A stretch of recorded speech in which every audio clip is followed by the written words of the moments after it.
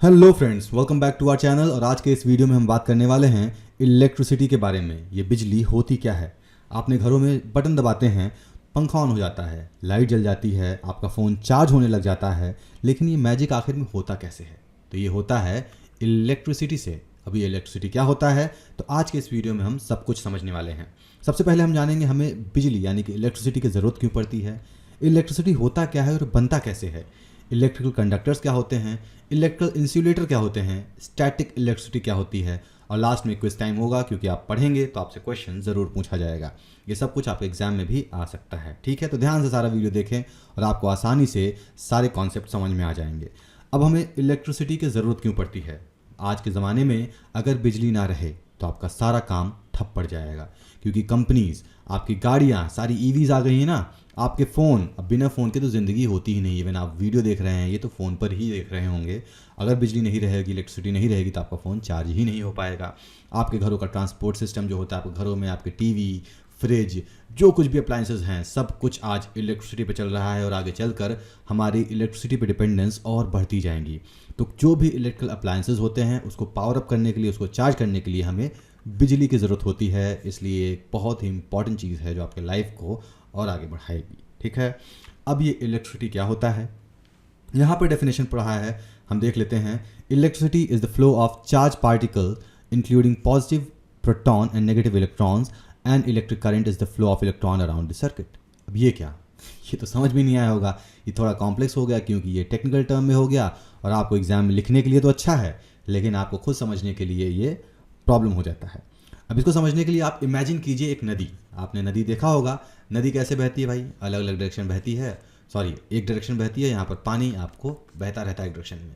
इसी तरीके से इमेजिन कीजिए आपके घर में जो तार होते हैं, जैसे यहाँ पर आपका स्विच है, तो ये सब स्विचेस जो होते हैं तारों से कनेक्टेड होते हैं। आप घर बनते हुए देखे होंगे आपने, तो पाइपलाइन बिछी होती है, कहीं कहीं घरों में ऊपर ऊपर ही तार दिखा देते हैं। तो इमेजिन कीजिए ये तार के अंदर से नदी बह रही है। ठीक है, जैसे नदी में पानी बहता है ना, तो उसी तरीके से तार के अंदर छोटे छोटे छोटे छोटे पार्टिकल्स बह रहे हैं, जिससे हम यहाँ पर इलेक्ट्रॉन और प्रोटॉन कह रहे हैं। देखिए यहाँ पर लिखा है ना, positive proton and negative electron. तो ये पार्टिकल इससे बहते हैं, मूव करते हैं और पावर जनरेट करते हैं। जब हम स्विच ऑन करते हैं तो इसी पावर से हमारे अप्लाइंसेस, चाहे बल्ब हो, चाहे फ़ैन हो, चाहे मोबाइल चार्जिंग हो, सब कुछ ऑन और ऑफ हम यहाँ से कर सकते हैं। ठीक है, तो ये इलेक्ट्रिसिटी है। इसको हम और डीप में समझ सकते हैं, लेकिन आपके लिए अभी बहुत ज़्यादा गहराइयों में समझने की ज़रूरत नहीं है। बट स्टिल अगर आपको और जानना है तो आप कमेंट बॉक्स में बताएं, इसको मैं और ज़्यादा डिटेल में बताऊँगा। लेकिन अभी के लिए फ़िलहाल हम इसको ब्रीफ में ही समझते हैं। अब यहाँ पर दो टर्म है, प्रोटॉन और न्यूट्रॉन।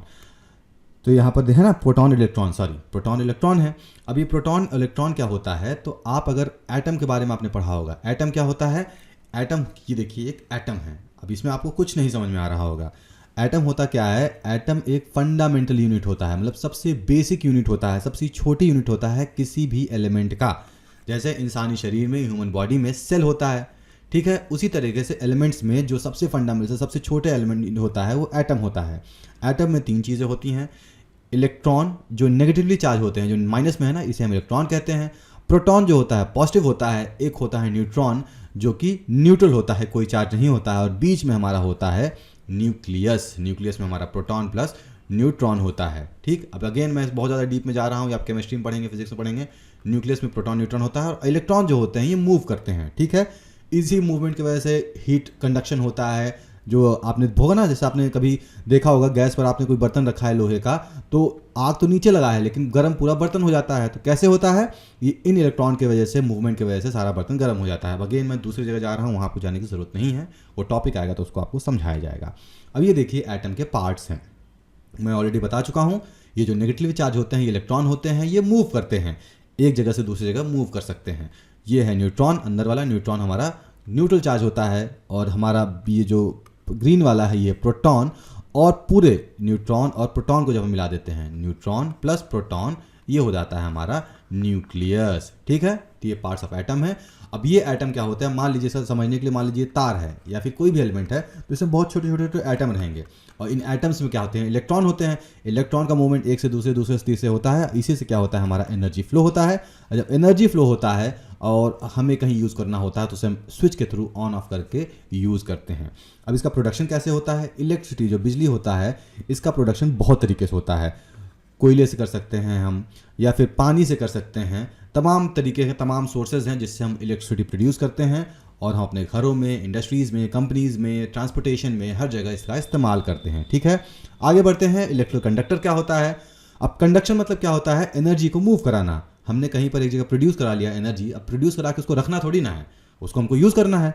तो अब यूज़ करने के लिए ऐसा तो है नहीं कि हर एलिमेंट से हमारा इलेक्ट्रिसिटी निकल जाएगा। तो जो भी एलिमेंट होते हैं, अगर करंट पास होने दे रहे हैं या इलेक्ट्रिसिटी मूव करने दे रहे हैं, उसे हम कंडक्टर कह देंगे।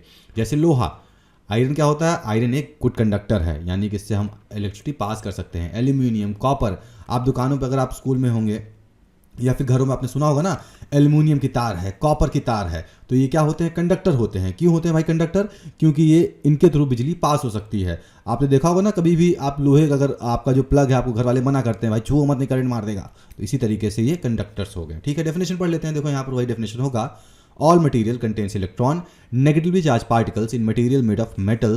The electron are free to move and carry electrical charge. यानी कि जो मैंने बताया ना अभी, एटम होते हैं, एटम इलेक्ट्रॉन होते हैं, तो फ्री होते हैं मूव करने के लिए, और वही हमें कंडक्ट करते हैं इलेक्ट्रिसिटी को। ठीक, अब अगला है इंसुलेटर, यानी कि ऐसी चीज़ें जिससे बिजली पास नहीं हो सकती है, जैसे कि रबड़, प्लास्टिक, ये सब चीज़ों से बिजली पास नहीं हो सकती है। आपने देखा होगा आपके घर में अगर नोज प्लायर होगा या प्लास होगा या फिर स्क्रू ड्राइवर होगा, तो उसके ऊपर प्लास्टिक की कोटिंग लगी रहती है ताकि आप उसको पकड़ के आपके बिजली वाले जितने काम होते हैं सब कुछ कर लें। क्यों? क्योंकि प्लास्टिक से करंट पास हो नहीं सकता, तो आपको करंट लगेगा नहीं। ठीक है, इसे हम इंसुलेटर कहते हैं। अब भाई स्टैटिक इलेक्ट्रिसिटी क्या होती है? आपने अपने घर में जादू देखा होगा। बलून को क्या करते हैं? घिस देते हैं, घिस के क्या करते हैं? उससे पेपर चिपक जाता है, बलून को घिस के दीवार पे चिपका देते हैं। तो क्या होता है, जब हम किसी चीज़ को रब करते हैं, रब करने से उसमें एक एनर्जी बन जाती है जो कि एक दूसरे को अट्रैक्ट करती है, और जो बलून जो हमारा होता है चिपक जाता है। आप यहाँ पर ठंडियों में भी, सर्दियों का मौसम चल रहा है, तो रात में आप कभी लाइट बंद करके कंबल पे, अपने जो भी कंबल रहता है उसमें हाथ सहलाइए, तो चट चट करके आवाज़ आएगी और साथ में लाइट भी जलेगा। वो क्या होता है? वो स्टैटिक इलेक्ट्रिसिटी ही होता है, जिसकी वजह से आवाज़ आता है और लाइट जलती है, क्योंकि वहाँ पर स्टैटिक इलेक्ट्रिसिटी प्रोड्यूस हो रही है। ठीक है, अब भाई हमारा आता है क्विज टाइम। अब आपको सारी चीज़ें समझा दी गई हैं, अब आपको कॉपी उठाना है, पेन उठाना है और कमेंट बॉक्स में इन सारे सवालों का जवाब देना है। सबसे पहला सवाल क्या है? Name something powered by electricity, यानी कि कोई भी डिवाइस बताइए जिससे इलेक्ट्रिसिटी पावर करता है या फिर बिजली से वो चलता है। दूसरा आंसर देना है इलेक्ट्रिसिटी क्या है, इसको कमेंट बॉक्स में ज़रूर बताएंगे। तीसरा, what makes a metal good conductor of electricity, यानी कि कोई किसी भी मेटल को अच्छा इलेक्ट्रिसिटी क्यों कंडक्ट कर लेता है कोई मेटल, उसका रीज़न बताना है आपको। अगला है name a material which is an electric insulator, electrical insulator यानी कि कौन सा इंसुलेटर होता है उसके बारे में एग्जाम्पल बताना है। मैं सब बता चुका हूँ। और लास्ट में व्हाट इज स्टैटिक इलेक्ट्रिसिटी। ठीक है, आज का वीडियो इतना ही था। एक और फन फैक्ट मैं बता देता हूँ। आपने बेंजामिन फ्रैंकलिन के बारे में सुना होगा। बेंजामिन फ्रैंकलिन ने ही इलेक्ट्रिसिटी का आविष्कार किया था, जो ऑल्टरनेटिंग करंट हम यूज़ कर रहे हैं। ऑल्टरनेटिंग करंट, अब ये फिर से AC/DC है, ये सब कॉन्सेप्ट में न जाइए, लेकिन जो बिजली हमारे घरों में इस्तेमाल होती है उसका जो खोज किया था वो बेंजामिन फ्रैंकलिन ने किया था। और आप मानेंगे नहीं, पतंग उड़ाते उड़ाते भाई साहब ने ये खोज कर डाला था, क्योंकि उनको वहीं से समझ में आया था कि ऑल्टरनेटिंग करंट जैसी चीज़ हो सकती है। So this was all about today's video. I hope आपको ये कॉन्सेप्ट समझ में आया होगा। मिलते हैं आपसे अगले वीडियो में नए कॉन्सेप्ट के साथ और नए क्वेश्चन के साथ। Till then, good bye.